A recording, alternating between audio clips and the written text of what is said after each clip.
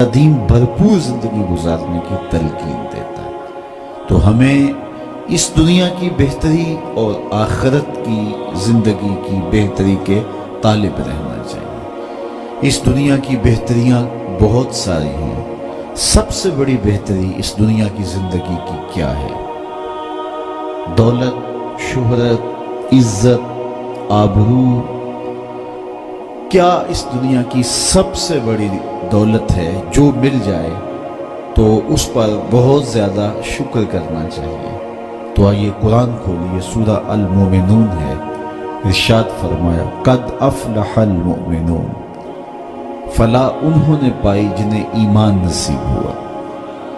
تو اس کائنات میں سب سے بڑی نعمت جو حضرت انسان کو دی گئی ہے وہ دولت ایمان ہے۔ قیامت کے دن سب سے بڑی نعمت جو مومنین کو دی جائے گی وہ دیدار الہی ہوگا۔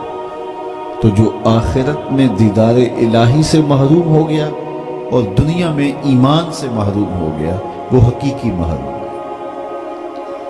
ایک شخص چرخ میں اڑتا ہے، ہواؤں میں جھولتا ہے، ہر دولت اس کو میسر ہے، عزت شہرت اس کی باندھی ہے، وقار تکریم اسے حاصل ہے، دنیا جانتی ہے، زمانہ سے لوٹ کرتا ہے، جو چاہتا ہے وہ ہو جاتا ہے، ہر عیش و عشرت میسر ہے، لیکن اس کے سینے میں ایمان کا چراغاں نہیں، کوڈی مل نہیں ہے اس کا۔ اور ایک شخص جھونپڑے میں رہتا ہے، کھانے کے لیے کبھی مل جاتا ہے کبھی نہیں بھی ملتا، دنیا اسے پہچانتی بھی نہیں ہے، وہ معروف شخص بھی نہیں ہے، لیکن اس کے سینے میں ایمان کا چراغاں ہے، وہ خوش نصیب شخص ہے۔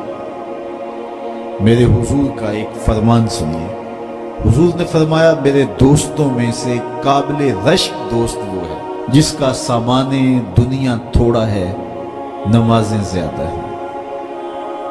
جب وہ چلتا ہے تو اس کی طرف اشارہ بھی نہیں ہوتا، یہ فلاں صاحب جا رہے ہیں، کوئی ایسا معروف شخص نہیں، کوئی بہت عہدہ ساتھ نہیں لگا ہوا کہ جب چلے تو لوگ کہیں یہ فلاں جا رہے ہیں۔ ثم نقد بیدہ، حضور نے ہاتھ سے چٹکی بجائی اور پھر فرمایا اس کو موت بھی ایسے ہی آئی، پھر فرمایا قلت بواکی ہے، اس کو رونے والے بھی تھوڑے ہی تھے، اس کو رونے والے بھی زیادہ نہیں تھے، قلت تراثہ، اس کی وراثت بھی بہت لمبی نہیں نکلی۔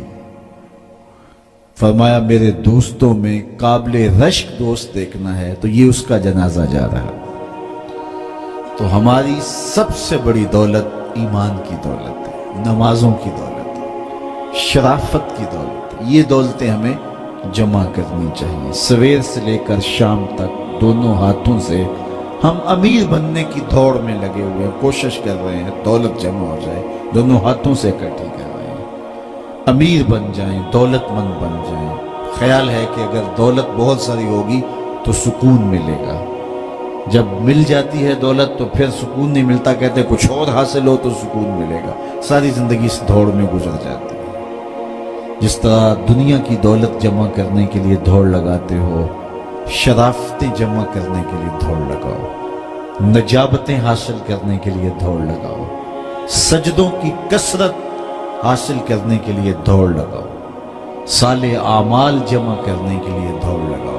یہاں اپنے بچوں کے لیے کاروبار بھی کرو، رزق بھی کماؤ، دولت ضرورت کی ہونی چاہیے تمہارے پاس، لیکن فرض کرو اگر نہیں بھی ہے تو اتنی بھی ٹینشن لینے کی ضرورت نہیں ہے، جو میسر ہے اس پہ راضی رہو۔ دکھوں کو ختم یہی چیز کرتی ہے، بندہ رب پہ راضی ہونا سیکھ لے تو جہاں بندہ ہوگا وہیں خوش ہوگا، اور راضی ہونا نہیں سیکھے گا تو کھرب پتی بھی ہوگا، نفس کی کمینگی ختم نہیں ہوگی۔ تو پھر اس پہ راضی رہنے کا فن سیکھنا چاہیے۔ حضور کی سیرت پڑھیں، آپ کو یہ سب کچھ ملے گا۔ اللہ نے اپنے محبوب کو اختیار دیا، محبوب اگر چاہو تو یہ بطحہ مکہ سونے اور چاندی کا بنا دے۔ تو حضور کیا کہتے ہیں؟ ایک دن کھانا دینا، ایک دن فاقہ دینا۔ جس دن کھانا ملے گا تیرا شکر کروں گا، جس دن فاقہ ملے گا صبر کروں گا۔ تو اللہ کے حضور عجز یہ بہت بڑی دولت ہے، اگر نصیب ہو گئی تو سمجھو زندگی سوکھی ہو گئی، ورنہ ساری زندگی دھوڑی ختم